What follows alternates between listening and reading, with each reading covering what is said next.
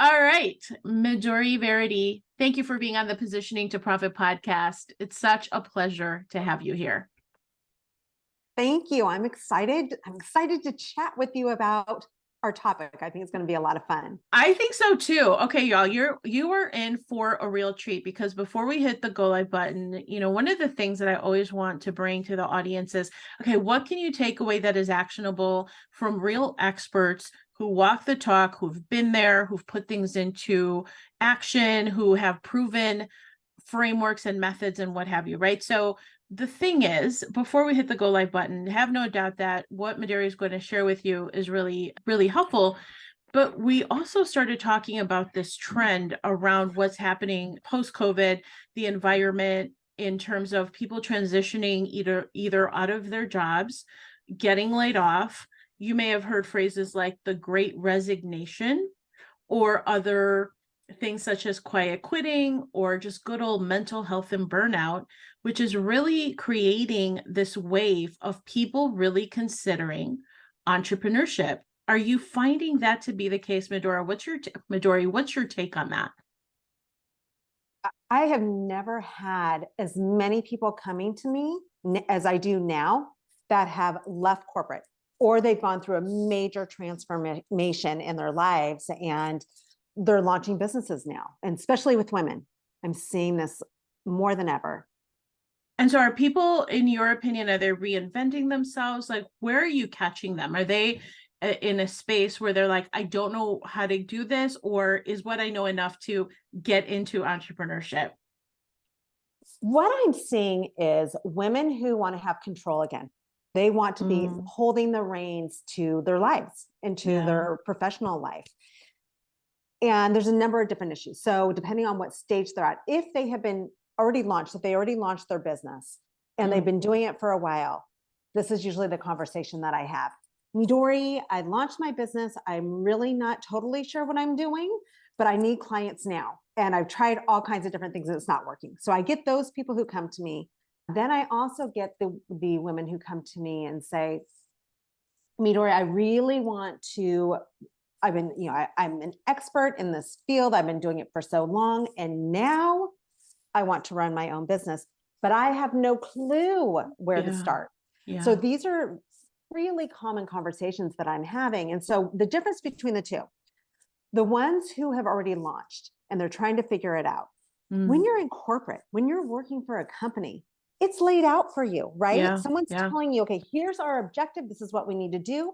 Here's your support team. You have a problem with tech? Great. Make a call here. Yeah. You need help with marketing?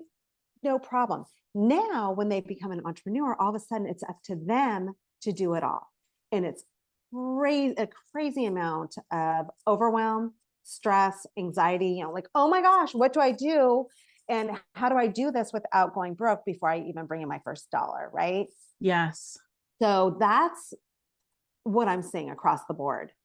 Yeah, go ahead. No, I was just going to say, and out of curiosity, what led you to, are you in a space where you're bringing in more of these people because this is where they are, or have you always worked with early entrepreneurs, and kind of how are you seeing things changing? Is there more overwhelm, exhaustion, burnout because of where we are post-COVID, or in other words, has it gotten tougher in your opinion to start a business? I don't think it's gotten tougher. Okay. Being an entrepreneur has always been tough. There's always overwhelm. Sure. It's always the same kind of issues that I'm hearing.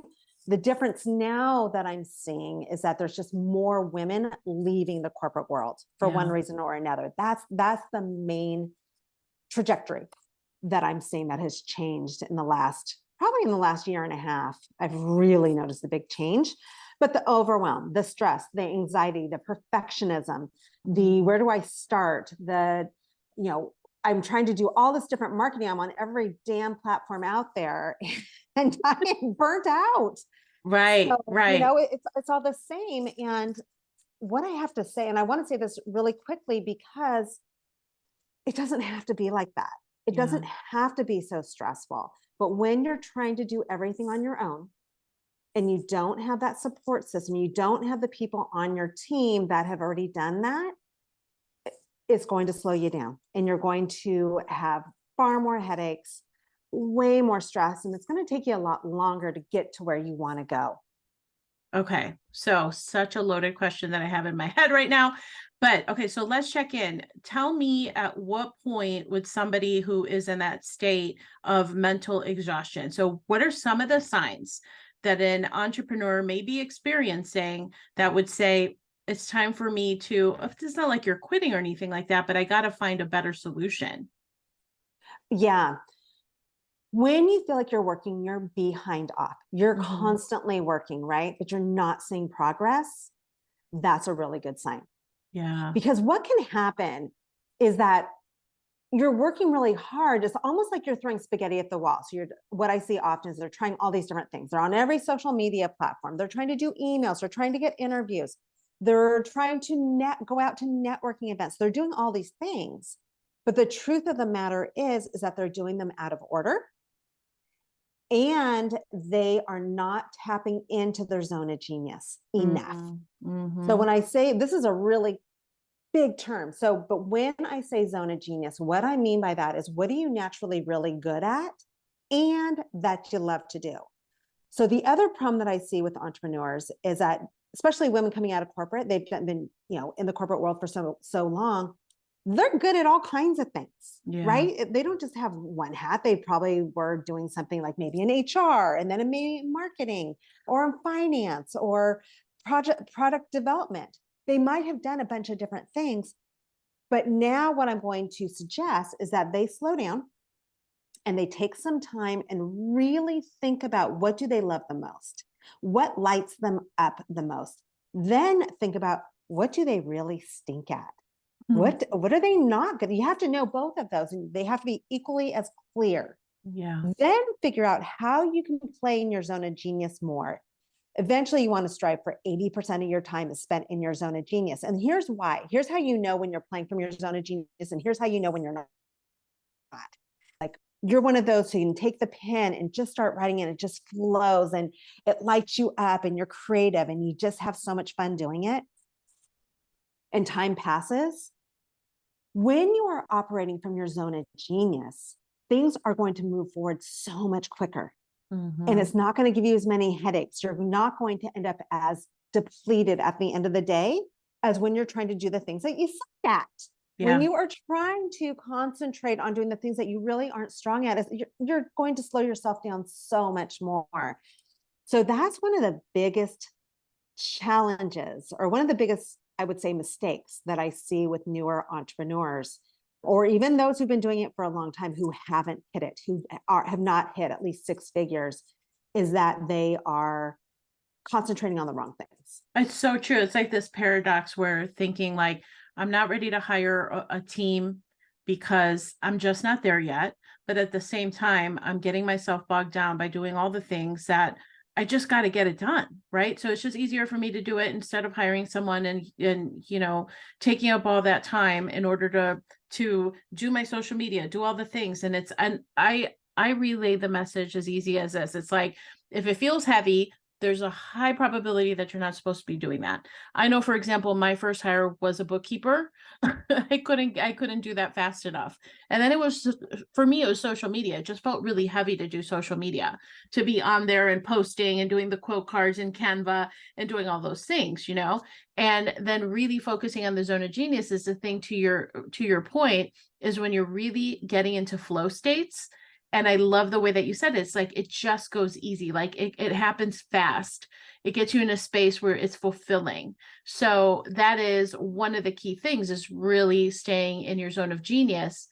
But the thing is, yeah, Midori, but I have so many other things on my plate. So you mentioned people are doing things in the wrong order. So what would you say, macro level view, would be the way, like, okay, Midori, you have you've piqued my attention. What order nominally should things be in, so that I know that I'm doing the right things and I'm not wasting time and money that is going to lead me to exhaustion? Right. So the first thing is setting a strong foundation, Yeah. right? And the way that you set up a strong foundation is, I always say three things. You need to know what your zone of genius is, which we've already covered. What are your core values? And then what lights you up? What Mhm. motivates you? What makes you want to jump out of bed every single day, right? So create your business revolving around those 3 topics. As long as you're doing that, you're going to be okay. So then you need to figure out, okay, well, who's my target market? Who am I trying to sell to? Because if I hear someone tell me that, you know what, it's all women, it's all entrepreneurs, it's everyone who is a mom, you're going to be wasting a lot of time and money, right? You and I, you're in that field, so you really want to niche it down, because when you can niche it down, then when you're talking to them, they're like, oh my gosh, it's like she's in my head. She knows exactly what I'm thinking, right? And then you attract people to you. So you need to get clear on who your avatar is. And then you need to create a clear and compelling message, right? That converts. So that would be the next step. So I think we're on number 3. And then you need your product. What's your product promise? What are you selling? Start small. Start with your MVP, right? Your most viable product. Make it really simple, and then test the crap out of it. Keep testing. Go and talk to your target market. See how it's landing. See if they want something else without getting too spread thin. And so keep testing before you put $1 into it, right? And then you start building out from there. And I mean, that's a whole next stage where you start expanding your business. That's probably more than we want to go into for today. Yeah. But that's what I would say. Concentrate on those things and you're going to be in a good place. And let me give you an example. I had a client come to me about 1.5 years ago, and she was a professor, full-time, very high-level professor at Washington University. And when she came to me, she's like, Midori, I'm a professor. I have a PhD. I am not an entrepreneur. And I'm like, well, her name is Lene. Like, what do you mean, Lene? You already launched your business. And you have a PhD and you've been a professor. You have so many geniuses. That's what I was thinking when she was telling me this. She's like, no, I'm not an entrepreneur. I've never done this before. I'm like, I know. And so as we talked more, I'm like, okay, one, we need to leverage your PhD and the fact that you have been teaching at such a high level. And also, she loved to write. So that was her zone of genius. So now where we have her is that she is writing content for herself. She's writing a book. We are going to leverage the crap out of the book, and we're going to get her partnerships because of her book, because of her PhD, and because of all her years of teaching. So she's been leveraged up, and we can move her into that field where she can partner with higher level people because of what she's already created, and really getting clear on that strategy, right? So instead of her playing on, like she was telling me originally, she's like, yeah, I need to be more on social media. I'm like, stop wasting your time.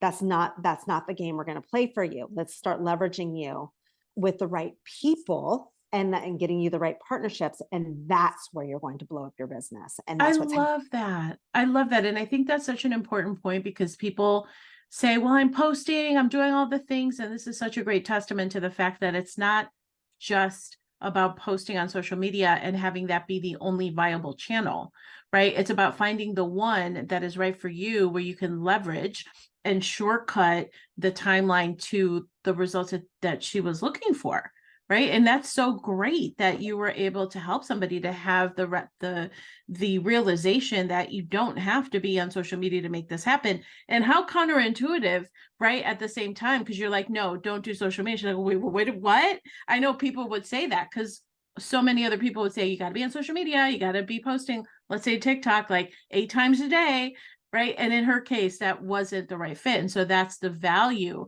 of having somebody really look at your business, your personal brand, in a way that they can give you that secret combination that is going to shortcut to get you the results you're looking for. So that's so magical. Yeah. It's so important. And I love that you talk about the importance of accountability. Can you talk about how that plays into this whole goal attainment of how you help people through that entire process?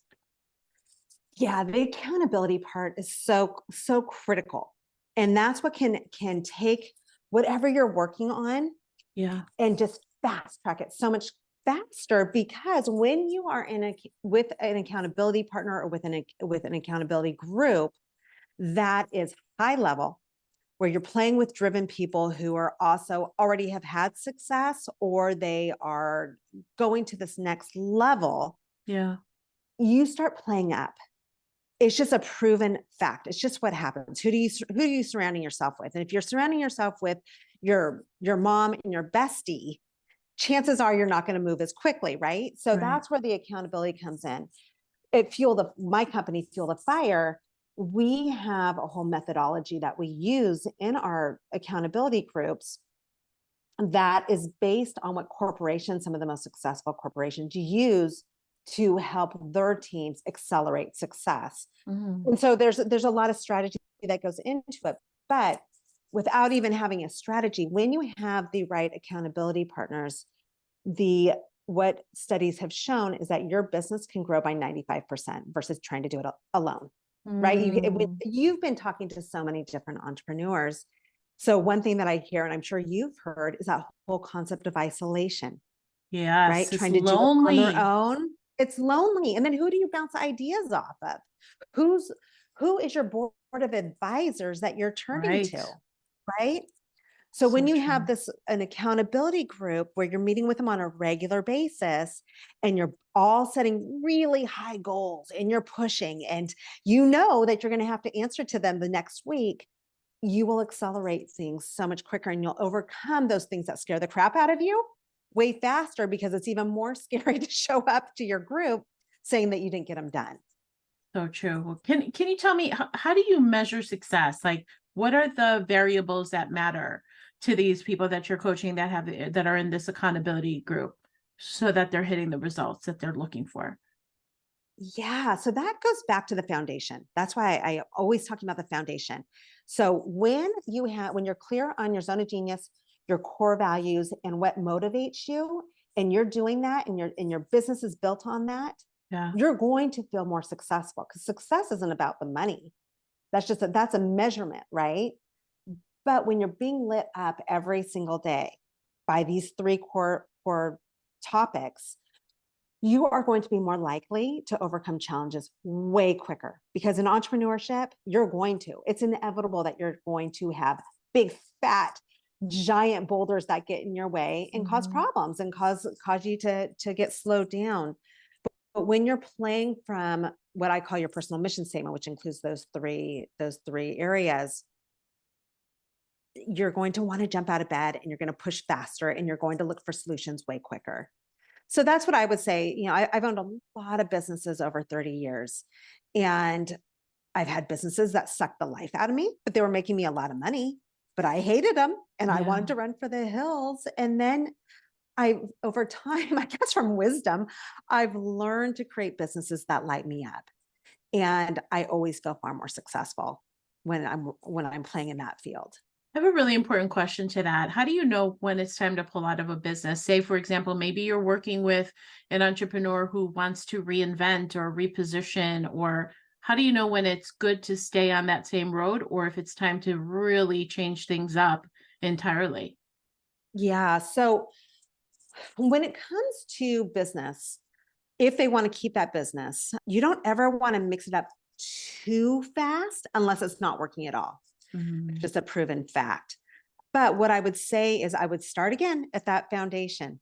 How strong is your foundation? How much is it woven into your business? And then what are the goals that you've set for yourself and for your company? Are they motivating? Are they Mm. lighting you up? Are they clear to those who are working underneath you? Right. So this can even be your VAs. Do they know what you're shooting for? Are they understanding that?